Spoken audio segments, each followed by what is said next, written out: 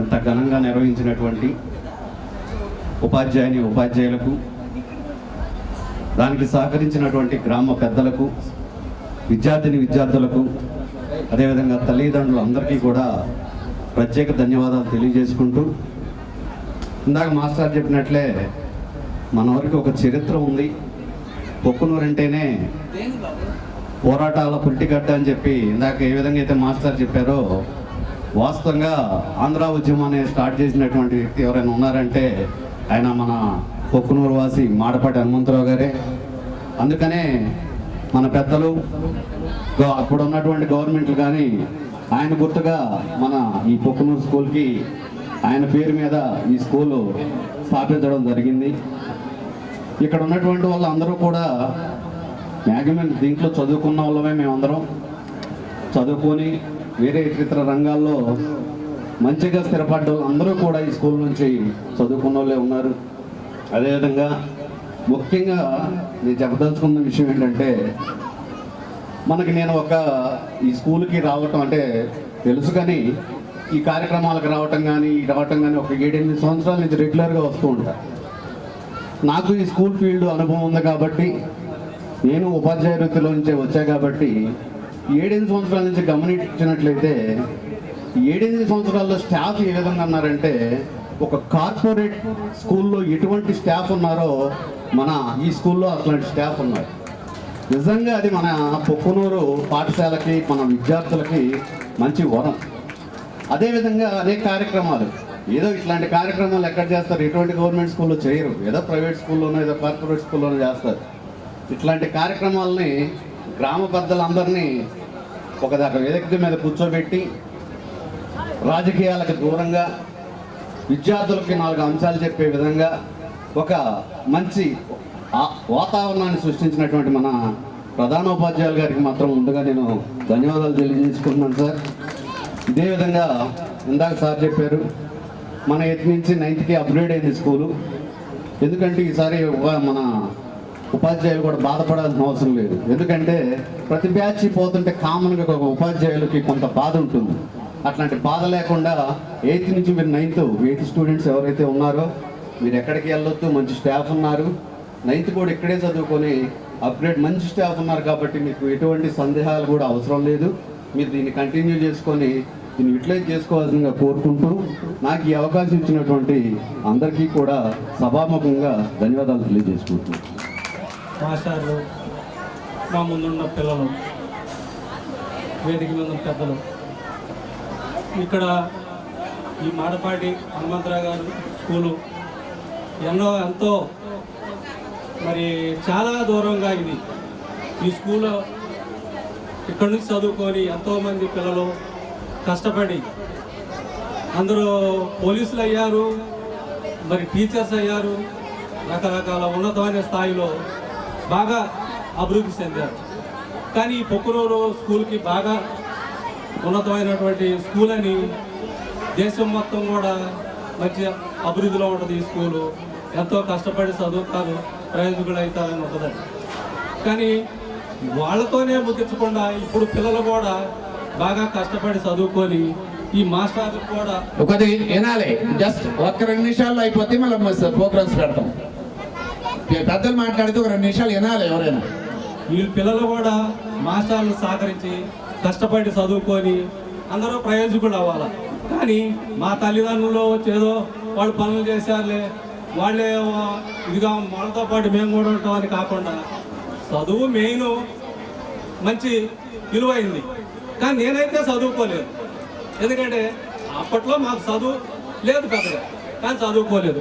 కానీ అందరూ ఆసక్తితో చదువుకొని పిల్లలు ఇట్లాంటి ప్రోగ్రాలు ఎన్నో చేసుకొని ఆటల ద్వారా కానీ మరి చదువు ద్వారా కానీ ముందుకెళ్ళాలని నేను కోరుకుంటున్నాను. ఈ కార్యక్రమ అధ్యక్షుడు పాఠశాల ప్రధానోపాధ్యాయులు సీతారామయ్య గారు,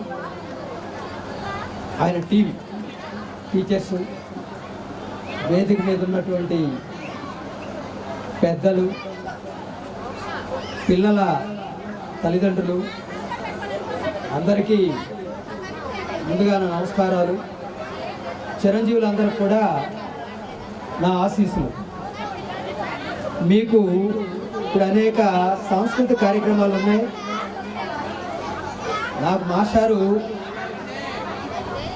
చాలా తక్కువ టైమే కేటాయించారు.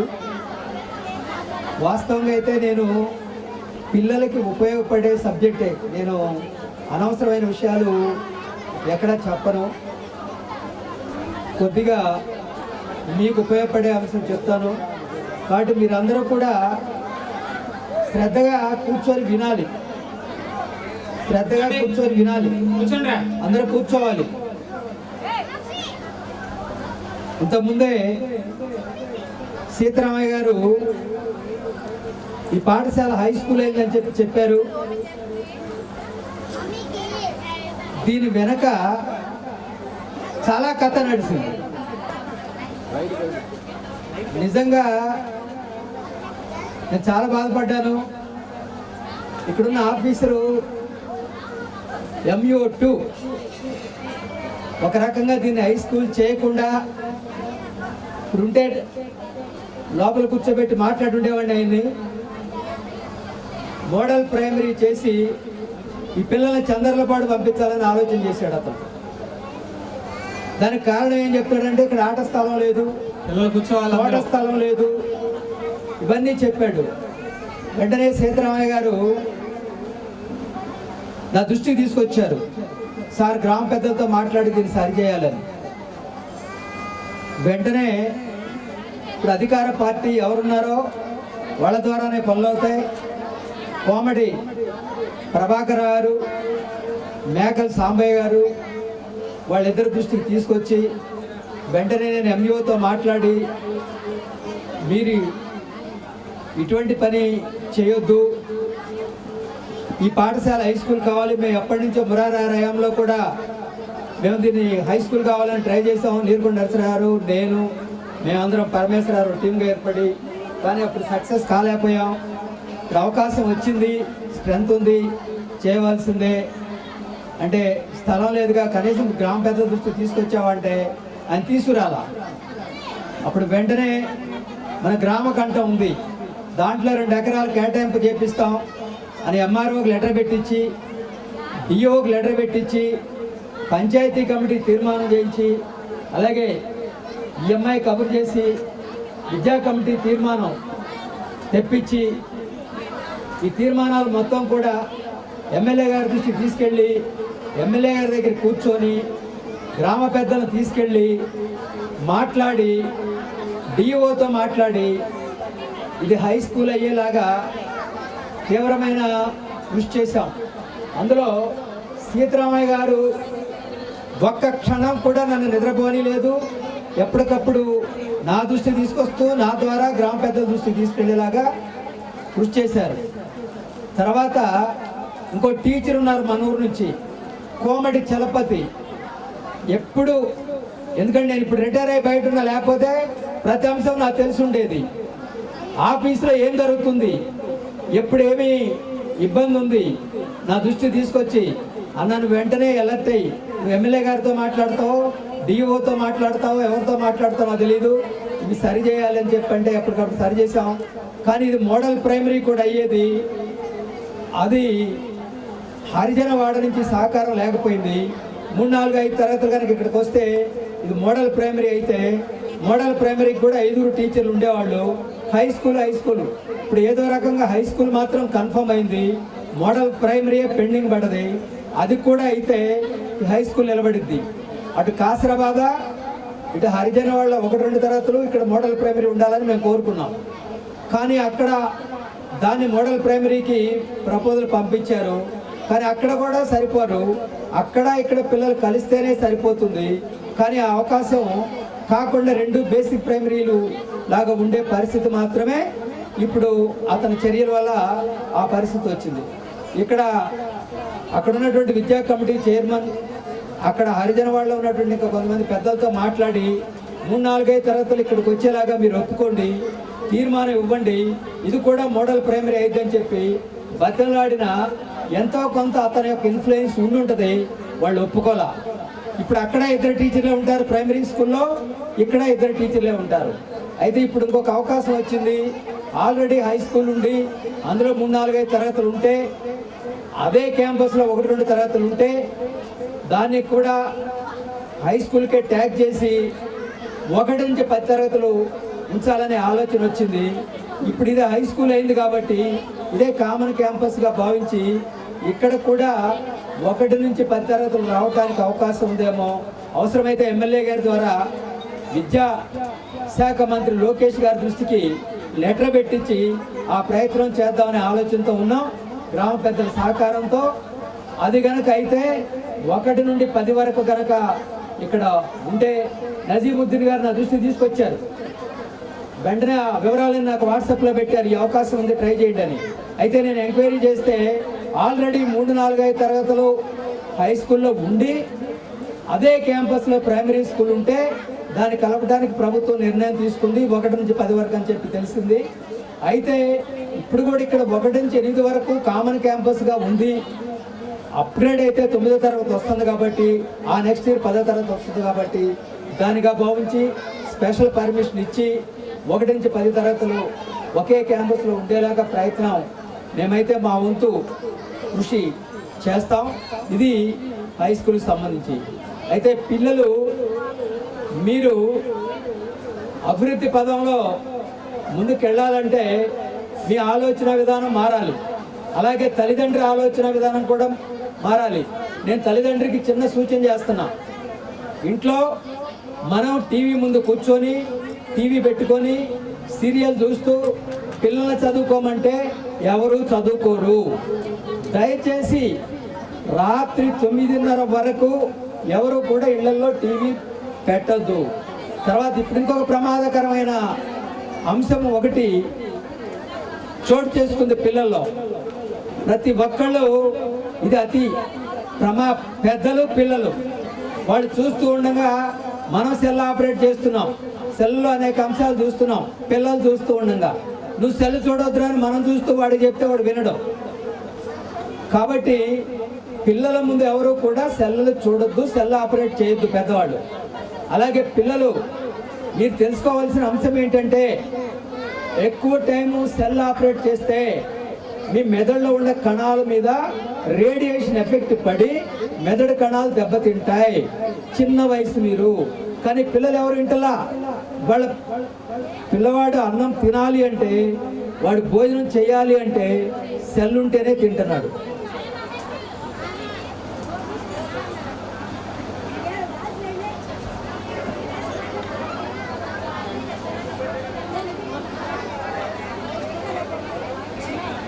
కాబట్టి సెల్ అంశాన్ని పిల్లలు దయచేసి అర్థం చేసుకోండి. సెల్ ఆపరేషన్ తగ్గించుకుంటేనే మీరు ఉన్నత స్థానానికి ఎదుగుతారు.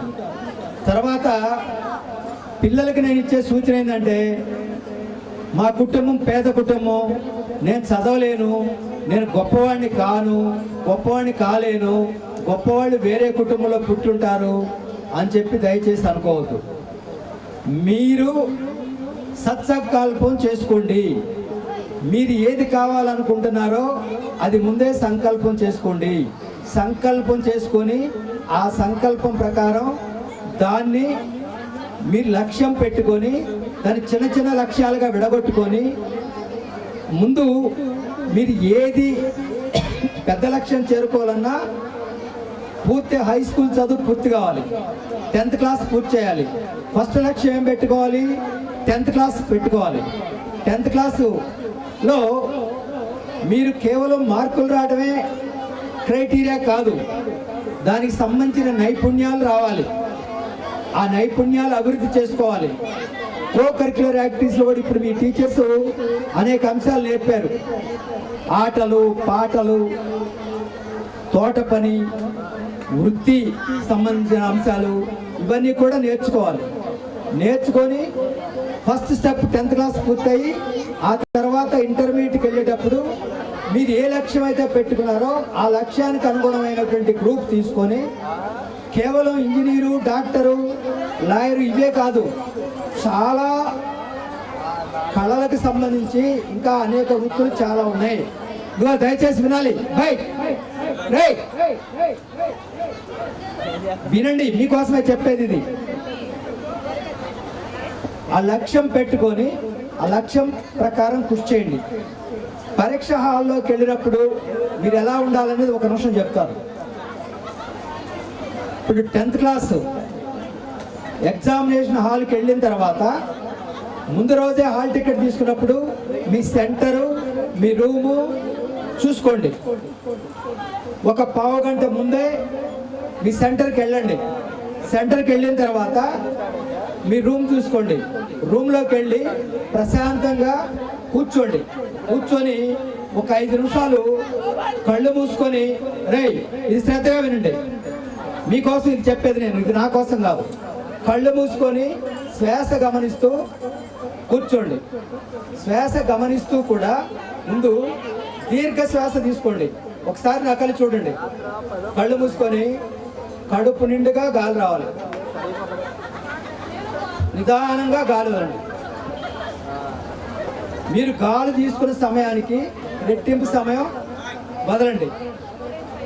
ఇట్లా 4-5 సార్లు చేసి శ్వాస గమనిస్తూ కళ్ళు మూసుకొని శ్వాస గమనిస్తూ కూర్చోండి. ఈ లోపల మీకు పేపర్ తీసుకొచ్చి టీచర్లు ఇస్తారు. పేపర్ తీసుకొని ఇచ్చిన వెంటనే ఎటువంటి నాకు అది రాదేమో ఇది రాదేమో అని నెగిటివ్గా ఆలోచించవద్దు, కంగారు పడద్దు. 1కి 2 సార్లు పైనుంచి కిందకి స్పీడ్గా చూసుకుంటారండి ఒకసారి పేపర్.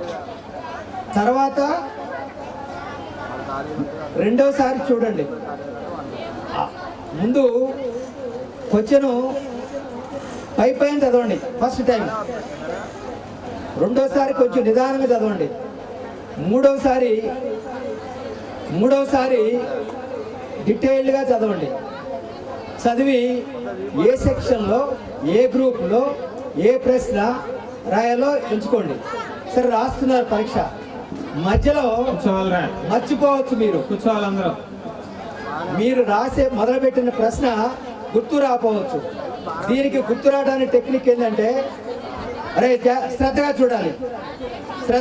ఒకసారి నా కళ్ళి ఈ ఎడమ చెయ్యి ఇలా చాపండి, బొట్టల వేలు ఇలా మడవండి, దీన్ని ఇలా బిగించి కళ్ళు మూసుకొని గాలి నిండుగా తీసుకొని చెయ్యి గాలి వదులుతూ అలా చిన్నగా రిలీజ్ చేయండి. ఇట్లా 3-4 సార్లు చేస్తే మధ్యలో బ్రేక్ అయినటువంటి ప్రశ్నకి జవాబు వస్తుంది. ఇది పరీక్ష రాసే విధానం. ఈ లక్ష్యాలు మీరు ఏ లక్ష్యం అయితే పెట్టుకున్నారో దానికి సంబంధించిన గ్రూప్ తీసుకోండి. ఆ లక్ష్యాలు అనుగుణంగా మీరు కలలు కనండి. నెక్స్ట్ ప్రోగ్రామ్ రెడీగా ఉండాలి. అబ్దుల్ కలాం గారు మీకు చెప్పుంటారు, వినుంటారు అబ్దుల్ కలాం గారి గురించి. కలలు కనండి, కలలు సాకారం చేసుకోండి. అంటే మీరు డాక్టర్ అవ్వాలనుకుంటే మీరు కుర్చీలో కూర్చొని పేషెంట్కి స్టెథోస్కోప్తో చూస్తున్నట్టు, రక్త పరీక్ష చేస్తున్నట్టు, వైద్య పరీక్ష చేస్తున్నట్టు కలలు కనండి. అలాగే ఇంజనీర్ అవ్వాలనుకున్నారు, మీరు ఇంజనీర్ ఒక ప్రాజెక్టు వెళ్ళి అక్కడ ఆ ప్రాజెక్టు నిర్మిస్తున్నట్టు, ఆ ప్రాజెక్టులో ఇంజనీర్గా మీరు పాలు పంచుకున్నట్టు అలా కలలు కనండి. అలాగే లాయర్ అవ్వాలనుకున్నారు, అలాగే మీరు కోర్టుకు వెళ్ళి వాదిస్తున్నట్టు, లేదా జడ్జి అయ్యి తీర్పులు చెప్తున్నట్టు ఇలా కలలు కనండి. ఏ వృత్తి అయితే చేపట్టాలనుకున్నారో ఆ వృత్తికి అనుగుణంగా మీరు కలలు కంటే గ్యారెంటీగా ఆ కళలు సాకారం అవుతాయి. ఆ కళలకు అనుగుణంగా కృషి చేయండి. మీకు అనేక అవరోధాలు వస్తాయి. ఒకవేళ పరీక్ష తప్పచ్చు, తప్పినంత మాత్రాన కొంపలేం అంటూ పోవు. మళ్ళా తిరిగి చదివి పాస్ అవ్వచ్చు, గొప్ప వ్యక్తులు కావచ్చు. ఇట్లా మీరు కృషి చేస్తే అద్భుతమైన వ్యక్తులు అవుతారు. అలా అద్భుతమైన వ్యక్తులు కావాలని, మన గ్రామానికి మంచి పేరు తీసుకురావాలని, గొప్ప గొప్ప శాస్త్రజ్ఞులు కావాలని, లాయర్లు కావాలని, డాక్టర్లు కావాలని. ఇంకొక ముఖ్య విషయం, ఈ వృత్తులే కాదు, దేశానికి కావాల్సింది నాయకత్వం వహించేవాళ్ళు. ఇప్పుడు దేశ ప్రధాని ఉన్నాడు, ముఖ్యమంత్రి ఉన్నాడు. ముఖ్యమంత్రి ఎదురుగా ఐఏఎస్ ఆఫీసర్ కూడా కూర్చొని ముఖ్యమంత్రి చెప్పింది వినాలి. ప్రధానమంత్రి ఎదురుగా ముఖ్యమంత్రులందరూ కూర్చొని ఆయన చెప్పింది వినాలి. రాష్ట్రపతి ఉన్నాడు, రాష్ట్రపతి దగ్గరికి ప్రధానమంత్రి కూడా వెళ్ళి కూర్చొని శాల్యూట్ చేసి రాష్ట్రపతి చెప్పినట్టు వినాలి. ఇట్లా నాయకులు దేశానికి నాయకులు కావాలి, వృత్తి నైపుణ్యం కలిగిన వాళ్ళు కావాలి, డాక్టర్లు కావాలి, టెక్నీషియన్లు కావాలి, టీచర్లు కావాలి, అందరూ కావాలి. వీటన్నిటిలోకి అతి ముఖ్యమైనది నాయకత్వ లక్షణం. కుటుంబాన్ని నడపాలన్నా, పాఠశాలను నడపాలన్నా, దేశాన్ని నడపాలన్నా, ప్రపంచాన్ని నడపాలన్నా నాయకుడు కావాలి. కాబట్టి మేము ఏయో వృత్తులు చేసుకొని బ్రతుకుతామో కాదు, నాయకులు కూడా కావాలనుకొని కలలు కనండి. మీరు ఏ పదవి కావాలనుకున్నారో ఆ పదవి చేస్తున్నట్టు కలలు కనండి, ఆ కళలు సాకారం అవుతాయని చెప్తూ నాకు ఈ అవకాశం ఇచ్చిన ప్రధానోపాధ్యాయుల వారికి, గ్రామ పెద్దలకి అందరికీ కూడా కృతజ్ఞతలు తెలియజేస్తూ నేను ఇద్దరితో ముగిస్తున్నాను. థ్యాంక్ యూ సార్ నీలకంఠ గారు.